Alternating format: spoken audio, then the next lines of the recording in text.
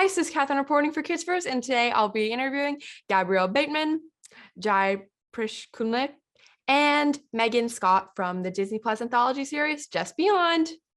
Gabrielle is known for Child's Play, Lights Out, The Mosquito Coast, and Unhinged. Jai is known for Escala, In Plain Sight, and Lethal Weapon. Megan Stott is known for Little Fires Everywhere and Yes Day. Thanks so much for joining me today. Hi, this is Katherine reporting for Kids First. It's so great to talk to you today. How are you all? Really great. Good. How are you? I'm doing good. So, Gabrielle, Jack finds out that his parents are aliens, and when he sees levitating objects and like slimy tentacles, he's definitely sure. So, obviously, those were CGI, but what was it like filming without the CGI and then seeing it after all of these special effects? Well, okay, I actually haven't watched the episode yet, so I haven't seen it Oh, all put together. But I'm excited to see what it looks like because on set it was mostly just like hilarious to me because we had to like pretend like we had tentacles, right? So we had to move in like a tentacle like fashion while still trying to maintain like a serious scene, which is really hard yeah. for me to do. But also some of the levitating furniture was actually practical, where they had like wires and stuff. So that was real, and that kind of helped me get into it a little bit more. And like all the lights and stuff, that was all real. But the Yeah. tentacles specifically are going to be CGI. So Yeah, that's really cool. I saw the tentacles and I was like, oh, it kind of must be fun to, like, as you said, kind of pretend to like have the tentacles there. I feel like it would be kind of hard. yeah, it was mostly funny, honestly. But yeah. So, Jai, your character Luna and her costumes are fabulous. So, did you help pick them out? And which one was your favorite? Oh my gosh.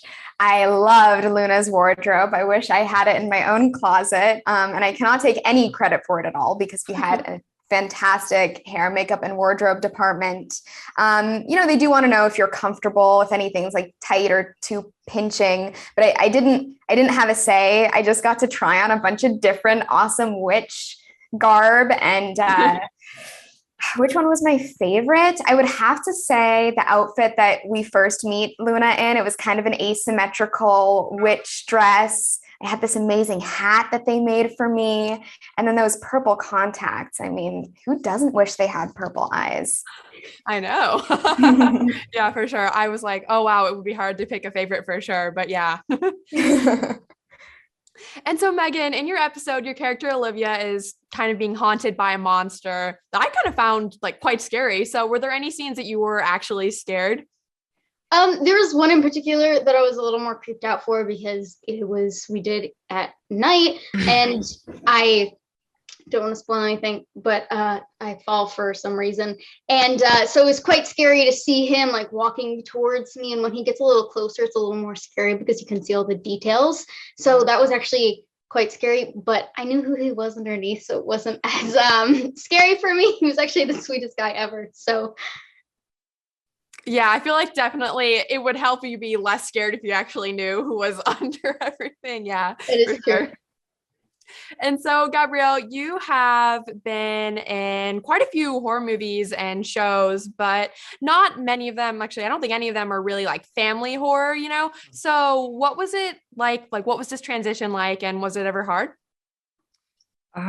Yeah, I mean a little. I guess it was kind of mostly just taking what I've learned and just watering it down slightly so it's not as intense for younger audiences potentially, because I think this is definitely geared towards um people that are under 18, which horror films tend not to be.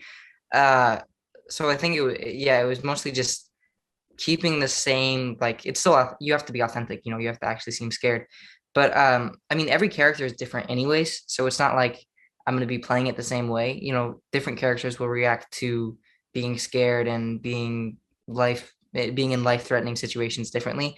So I guess some of it carries over, but pretty much every project I do is new in a certain way.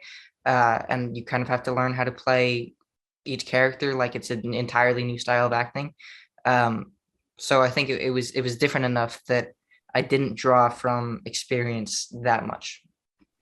Yeah, I feel like, I guess, yeah, because it makes sense. I mean, like, because everything is kind of different. Everything that you do is pretty different. I mean, unless of course it's like a sequel to something, then you'd probably want to stay true to that. But yeah, I can see that for sure. Yeah. And so, Jai, this show is based off of a series of graphic novels. So have you read the graphic novels? I have not read all of them. I've leafed through each one, though. I was looking to see if Luna appeared in any of them, and she does not. But I can definitely see how they drew inspiration with lighting and camera techniques and angles and the color tone of the whole show. So I'm really excited, though, to see in different episodes if there are any specific references to the characters in the graphic novels. Yeah, for sure. Now I want to read the graphic novels. I didn't know that there was such thing as these graphic novels, like based off of the show is based off of them. But now I kind of want to read them. Yeah. And so, Megan, what was it like working with the R.L. Stine? Oh, that was so much fun. He wasn't on set, unfortunately, but I was able to meet him in an interview. So that was actually quite fun to be able to hear like kind of his side and how he helped create it with Seth and what their process was. And, for me, I never really like looked him up like pictures because I was always like imagining him in my own head as like a little kid in the books. So I never really knew what his face looked like. And now I do. And I'm like, oh, he looks so sweet. He's just so sweet of a person. Yeah, for sure. I felt like it would be cool, even if you didn't like get to work with him on set, but yeah, definitely to meet him. Honestly, I read some of his books when I was younger. So I was like, oh, it's so cool to meet him and everything. Yeah. And so, Gabrielle, can you share anything that was really funny while you were filming on set? Yeah, I mean, there's so many scenes, but I don't know. To give a new answer, I would say one of the funniest moments for me was we have this dinner scene where it's kind of like, I'd say the most intense scene. It's right before the climax. So Ronald and Jack are like, they think they're about to be eaten basically, because some poor wording choices by Jack's mom makes it seem like they're going to eat them for dinner.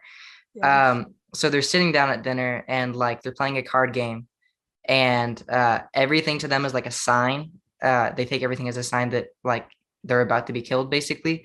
So normally harmless things are like super intense. And then it ends with Ronald's dad grabbing a giant axe because he's going to chop firewood and walking towards them. But I still have the image of, I forget his name, but the actor that played his dad walking towards us with this giant real axe, and he would improv something different every time about like chopping something up. And I was cracking up like every time it was on him. So that was probably like the funniest moment I can think of right now. Yeah, for sure. I mean, obviously, like when your character seems really scared, it would be actually kind of funny to actually just see it like behind the scenes or something. Somebody just running towards you with an axe. Well, also you're allowed to think it's funny because you're not actually like, you don't think you're not actually. So Yeah. And so, Jai, your character is pretty unique. She's very wild and she's, very energetic. And so how did you prepare for her role? Well, I think the biggest thing I did to prepare myself was from the moment I found out I booked it, I took on the accent and I spoke in it for 3 weeks solid, just so that I could get all the nuances and get the vocab. And also I was preparing a lot with just some research that I was already kind of doing at school. I read a lot about the witches of Macbeth, which I think she is very inspired by, and a lot about how women in Disney are represented as empowering figures who act as role models to their child viewers. So I brought all of that energy in, along with my own excitement of getting to work on a Disney/R.L. Stine project. I think that really motivated a lot of my energy and my boldness. Yeah, for sure. I feel like definitely it is always good to do research for your character and everything, but also, yeah, getting to work with R.L. Stine and Disney, both two great things, would be so amazing. Yeah. That's all the time I have today. So thank you so much for talking with me. Thank you, Catherine. Thank you. I had a great time. Yeah, you had some really great questions. Thank you. Thanks so much for talking with me today. It was a pleasure. Just Beyond comes out on October 13th on Disney Plus, so be sure to watch it. This is Katherine reporting for Kids First. Please don't forget to subscribe to Kids First and check out all of my team members' reviews and interviews. See you later. Bye. Such a wonderful time together. Yay! Just Beyond. Original series streaming October 13th on Disney Plus.